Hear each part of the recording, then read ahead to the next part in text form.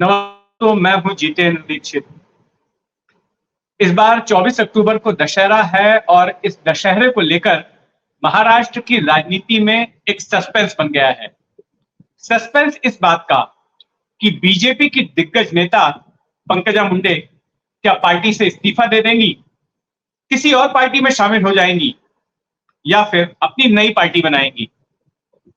ये सवाल इसलिए उठ रहा है क्योंकि पंकजा मुंडे बार बार अपने बयानों से या अपने बर्ताव से ये जता चुकी हैं कि वे पार्टी में खुश नहीं हैं। उनका भी हाल ही में एक ताजा बयान आया है जिसने फिर एक बार इस चर्चा को गर्म कर दिया है कि पंकजा मुंडे आने वाले वक्त में बीजेपी को छोड़ कोई दूसरा रास्ता अपना सकती हैं। तो क्या है वो बयान, मैं आपको बताता हूं पढ़कर। उन्होंने एक निजी न्यूज चैनल से बातचीत में यह बयान दिया है कि मैं अपने राजनीतिक भविष्य को लेकर असमंजस में हूं क्योंकि मुझे खुद समझ में नहीं आ रहा कि मेरे व्यक्तिगत राजनीतिक जीवन में क्या चल रहा है। भाजपा के राष्ट्रीय सचिव के रूप में काम का दायरा सीमित है। महाराष्ट्र की राजनीति में मेरी कोई भूमिका नहीं है। भविष्य आगे क्या होगा इस पर सभी लोगों की तरह मेरी भी निगाहें लगी हैं। तो इस बयान के काफी बड़े मायने हैं। ये सीधे तौर पर ये बता रही है कि महाराष्ट्र की राजनीति से इनको अलग कर दिया गया है और केंद्र में ऐसे पद पर भेजा गया है जहां पर इनके पास करने के लिए कोई काम ही नहीं है। दरअसल महाराष्ट्र की राजनीति में, महाराष्ट्र बीजेपी में पंकजा मुंडे को एक तरह से देवेंद्र फडणवीस का विरोधी माना जाता है और ये विरोध बीते चंद सालों में काफी मुखर होकर सामने आया है। साल 2014 में जब विधानसभा के चुनाव हुए थे और बीजेपी जब सबसे बड़ी पार्टी बनकर उभरी और जब तक कि देवेंद्र फडणवीस के नाम का ऐलान नहीं हुआ था कि वे ही महाराष्ट्र के मुख्यमंत्री बनने वाले हैं, तब तक कुछ नामों पर चर्चा चल रही थी कि मुख्यमंत्री की रेस में कौन हो सकता है। तो उनमें एक विनोद तावड़े का भी नाम था, एकनाथ खड़से का भी नाम था और उनके साथ ही पंकजा मुंडे का भी नाम था। पंकजा मुंडे का परिचय यह है कि वे महाराष्ट्र के ओबीसी समुदाय की एक बड़ी नेता हैं। मराठवाड़ा इलाके में इनकी काफी अच्छी बैठ रही है।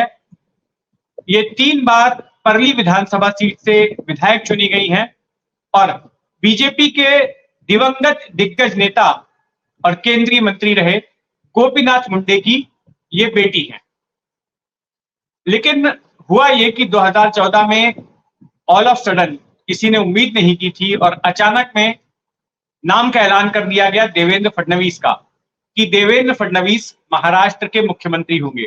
यह ऐलान काफी चौंकाने वाला था क्योंकि बहुत ही कम बार ऐसा हुआ है कि कोई ब्राह्मण जो है महाराष्ट्र का मुख्यमंत्री बना हो।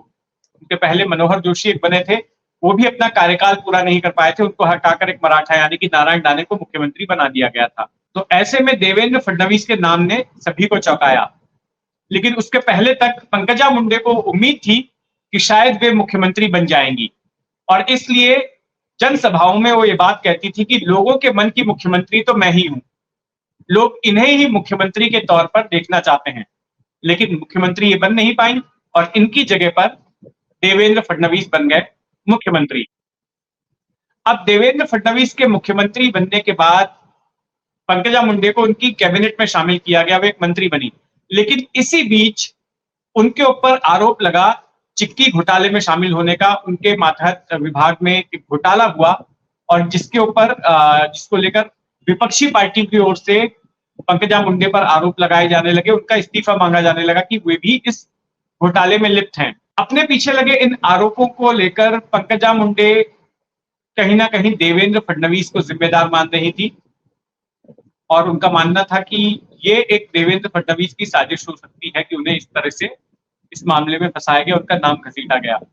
लेकिन एकदम मुखर होकर खुलकर उन्होंने सीधे तौर पर देवेंद्र फडणवीस पर आरोप नहीं लगाए थे, लेकिन अपनी नाराजगी वो जताती रही थी और कई माध्यमों से उन्होंने नाराजगी जताई। कई बार अपने ट्विटर से वो बीजेपी का नाम हटा देती थी। इसके बाद 2019 में जब विधानसभा चुनाव हुए तो जिस परली विधानसभा सीट से पंकजा मुंडे चुनाव लड़ती थी, वहां से वे हार गई और उन्हें हराया उन्हीं के चचेरे भाई धनंजय मुंडे ने, जो कि एनसीपी के टिकट से चुनाव लड़ रहे थे।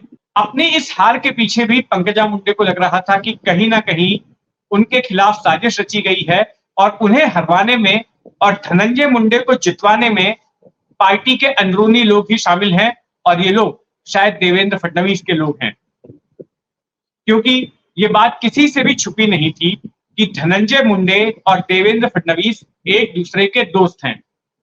और ऐसे में पंकजा मुंडे को कमजोर करने के लिए देवेंद्र फडणवीस ने धनंजय मुंडे का साथ दिया। इस तरह का एक नैरेटिव शुरू हो गया।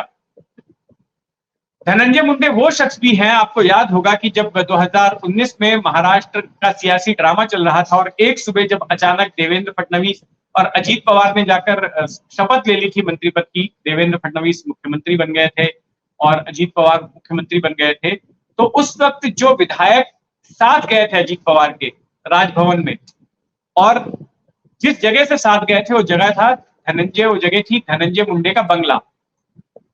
तो देवेंद्र फडणवीस के साथ धनंजय मुंडे की करीबी किसी से छुपी नहीं है। तो ऐसे में पंकजा मुंडे को लगा कि उनकी हार के पीछे कहीं ना कहीं फडणवीस की भूमिका हो सकती है। इसके बाद में महाराष्ट्र की राजनीति से पंकजा मुंडे दरकिनार होती रही और फिर उन्हें केंद्रीय राजनीति में भेज दिया गया, बीजेपी का राष्ट्रीय महासचिव बनाकर, यानी कि महाराष्ट्र की राजनीति से पूरी तरह से उन्हें अलग कर दिया गया। और इसकी वजह से भी वो नाराज नजर आई।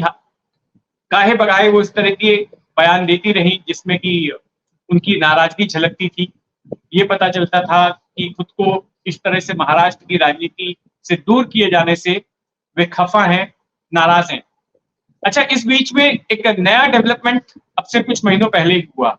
अब तक आप ये खबरें पढ़ते होंगे कि जो केंद्रीय जांच एजेंसियां हैं वो आमतौर पर, या फिर राज्य की भी जांच एजेंसियां हैं जो बीजेपी शासित राज्य हैं, वो विपक्षी पार्टियों को निशाना बनाती हैं, उनके नेताओं को निशाना बनाती हैं, उनके खिलाफ कार्रवाई करती हैं, उनके नेताओं को गिरफ्तार करती हैं।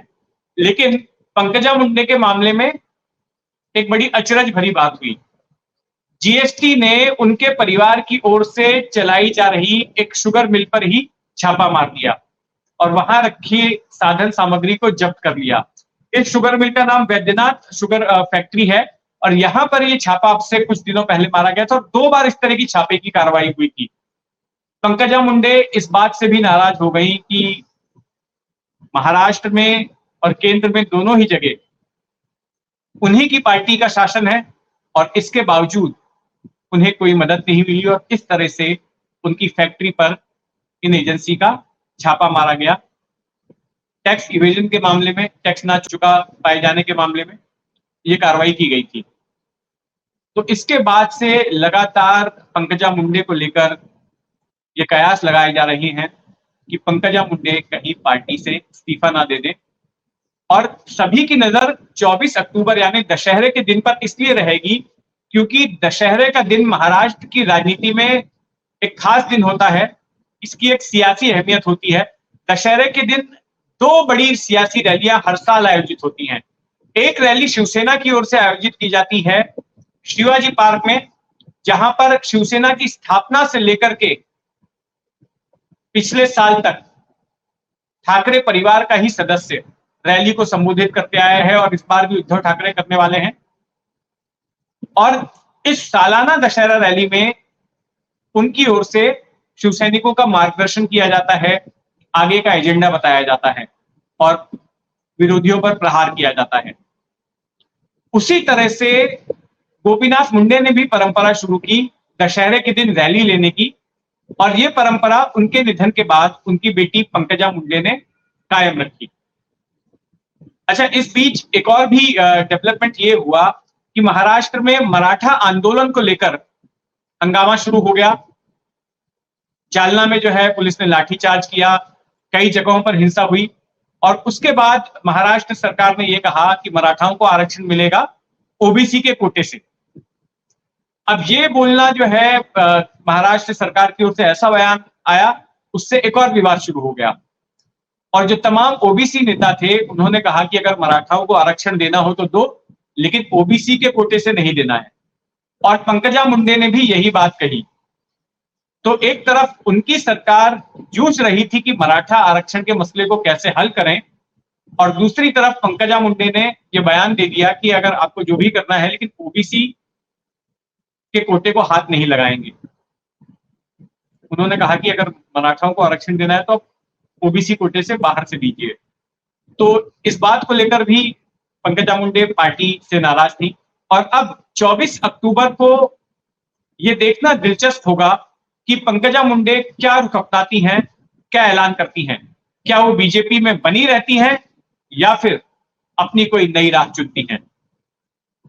तो हमारी नजर रहेगी पंकजा मुंडे पर, आगे वो क्या करती हैं। इन तमाम विषयों पर हम बात करते रहेंगे। आप बने रहिए 4 PM महाराष्ट्र के साथ। धन्यवाद।